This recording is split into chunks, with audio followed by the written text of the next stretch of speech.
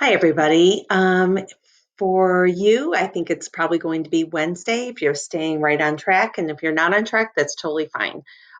So we're going to continue chapter 17, just 17.3 dot one application problem. We're just going to walk through these during this video. Okay. So for June 30th, actually, before the June 30th transactions, we're going to update the cost sheet for the finished goods ledger for the gears that we've been working on. So we are right here. I'm going to move it on back. And the yellowed part right here, third column down under the black is where we're going to be filling in some information. And we're actually going to be grabbing that information from this sheet over here that we filled out yesterday. Okay, so let's put the date in. We have some finished product, and we're going to be completing this finished goods ledger card. So this is June 30th, and the manufactured job is 335. And the quantity of finished goods, we're actually going to cell reference that. So let's put an equal sign, and we're going to grab that from here, 10,000 units finished.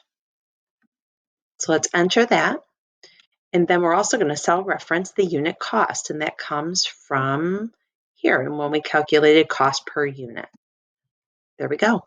And then let's multiply total cost per unit times the number of quantity, the quantity of finished goods. That's going to give us $20,000. Over here, the balance is a little tricky. I actually had to go over it a couple times myself to try and understand where they were getting these balances from. So here's what you do. This is the procedure. So you're actually going to take on June 30th, which is the last day of the finished goods are being processed, we're going to actually bring down this. We're going to bring down this amount, or just cell reference it like that, and then we're going to cell reference the cost it was when we created those finished goods. So $1.99. So we're just going to bring down what we had finished on the 10th down to the 30th. All right. And then what we're going to do is we're going to cell reference the finished goods from over here, the ones that were actually completed on the 30th. Okay. And then we're also going to cell reference the $2. Okay.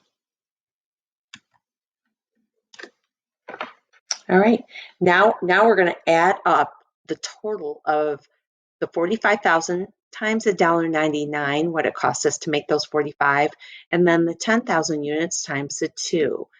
All right. So let's use a parentheses here. 45,000 times the $1.99 plus the 10,000 times the $2. Actually, I'm going to close this out, close these out as well, like this. And yes, that is correct. So for June 30th, our cost, total cost right here is 109,550,000. So this is kind of a running balance cost for us. Okay. Now for transactions, we're actually going to go to, I'm going to make this a little smaller. Nope, that doesn't work on there. All right.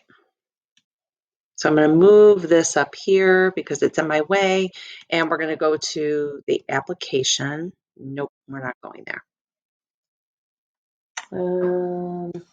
We are going to go back. Bear with me. Trying to find the sheet where we're going. Oh, there it is. There we are. Okay. So we're going to go back to the third sheet. I lost that before. But before we do that, before we complete these last two transactions in this application 3.1, 3.1, I want to make a correction with you. And thank you, Gabby, because Gabby pointed out something I just mistyped or misspoke last night when I was creating this. So the factory overhead that is close to income summary is 500 because the work in progress for the period was only $49,500. So we've got to take out $500 from that. So from that total, because we only want factory overhead for this whole process of making these gears to reflect as $49,500. So we've got to take 500 of that out, not 5,000. So that was my mistake from yesterday. All right, so back to our problem. On June 30th, it says we transferred products costing $135,000 to finished goods during the month. So the journalization to complete that, to transfer work in process to finished goods, is going to be a debit to finished goods because that is actually an asset, right? And then our other account is work in process. And I think I misspoke. Gabby pointed that out too. Thank you, Gabby. Boy, I was all over the place last night. Work in process is actually the account, not work in progress. So I appreciate that. And this is memo 425. And it said the amount is $135,000. And we'll cell reference that. There we go. Okay, so work in process is zeroed out because it was over here, and now we're actually making that zero because the work in process has transferred to finished goods, and now this is what the finished goods value is. All right, so the next one is we are journalizing the sale of products costing $118,550 during the month. So what we're going to do is we've got an account called cost of goods sold. And this is going to be reflected on income statement. In the next problem, cost of goods sold. And the memo is 426. And the amount is 118. Oops, not there. $118,550. All right. And now the other account is finished goods. So we're actually taking part of the finished goods value and we're putting it in cost of goods sold. So we get the total, so we can get an accurate total value of the cost of the finished goods. So that's a reduction of finished goods. And I think we're done with this part.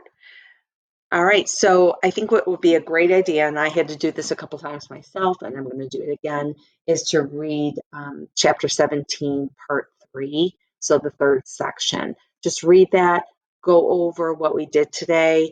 We'll be doing some review questions for sure when we get back from spring break regarding this chapter. I may throw the study guide up too, but I'm going to have you guys finish this chapter up, work on the mastery, and then when we get back, we'll wrap our heads around trying to review all this new information that we learned virtually together.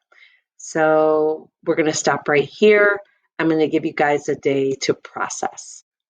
Thanks. Talk to you later.